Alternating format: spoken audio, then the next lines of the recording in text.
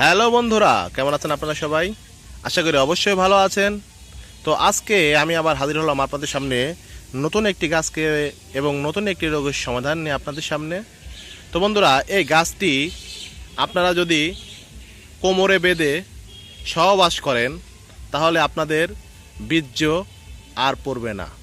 তো এই গাছটি তাদের জন্য যে সকল ভাইরা স্ত্রী সহবাসে দুর্বল এবং সঙ্গিনীকে তৃপ্তি দিতে পারছেন না। তো এই গাছটি এতটাই শক্তিশালী যে বন্ধুরা, এই গাছটির আপনারা দেখেন, এই গাছটির ডগা মূলত সাপে খায়। এই গাছটির গুঁড়া আপনাদের সংগ্রহ করতে হবে। দেখেন, এই গুঁড়াটা আপনাদের সংগ্রহ করতে হবে। নিয়ম আছে, অবশ্যই নিয়ম আমি আপনাদের বলে দিচ্ছি এবং গাছের সঙ্গে আপনাদের পরিচয় করিয়ে দিচ্ছি। তো নিয়ম বলার আগে এই গাছটির সঙ্গে আমি আপনাদের পরিচয় করিয়ে দেই। এই গাছটির নাম কুমারী লতা বা কাটাকুমারী গাছ। এই গাছটির ডগা মূলত সাপে খায়। এই গাছটির ডগা খেলেও যৌনশক্তি বৃদ্ধি পায়। তবে আমি যে নিয়মে বলবো সেই নিয়মে আপনারা যদি এই গাছটির গুঁড়া আপনাদের কোমরে বেঁধে সহবাস করেন, ইনশাল্লাহ আপনাদের মনের বাসনা বা আপনারা স্থায়ী যে সময় বা তৃপ্তি সেটা পাবেন। তো এই গাছটি তোলার নিয়ম হচ্ছে বন্ধুরা, এই গাছটি শনিবার এবং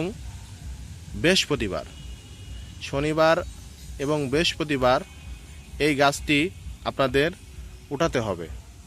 শনিবার এবং বৃহস্পতিবার এই গাছটি উঠাতে হবে, অর্থাৎ শুক্রবারের আগের দিন এবং শুক্রবারের পরের দিন, এই 2 দিন আপনারা গাছটি উঠাবেন।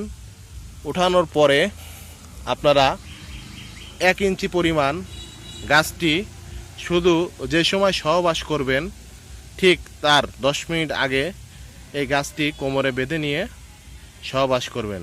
দেখবেন আপনাদের সহবাসের সময় দীর্ঘস্থায়ী হবে এবং আপনারা আপনাদের সঙ্গিনীকে পূর্ণ তৃপ্তি দিতে পারবেন বন্ধুরা। তো আমি আপনাদের আবারও বলছি, এই গাছটি শনিবার এবং বৃহস্পতিবার এই 2 দিন আপনারা এই গাছটি উঠাবেন। উঠানোর তেমন কোনো নিয়ম নেই, শুধু শনিবার এবং বৃহস্পতিবার এই গাছটি আপনাদের উঠাতে হবে।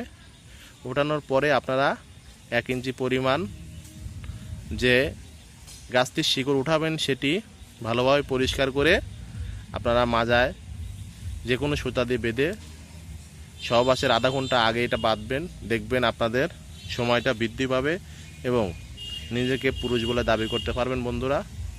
তো বন্ধুরা, আমার এই ভিডিওটি যদি ভালো লাগে থাকে অবশ্যই লাইক, কমেন্ট, শেয়ার, সাবস্ক্রাইব করবেন এবং পাশে থাকা বেল আইকনটিতে ক্লিক করবেন যাতে সমস্ত নতুন নতুন ভিডিওর নোটিফিকেশন আপনাদের কাছে পৌঁছে যায়। ভালো থাকবেন সবাই, সুস্থ থাকবেন। আজকের মতো বিদায় নিচ্ছি। খুদা হাফেজ।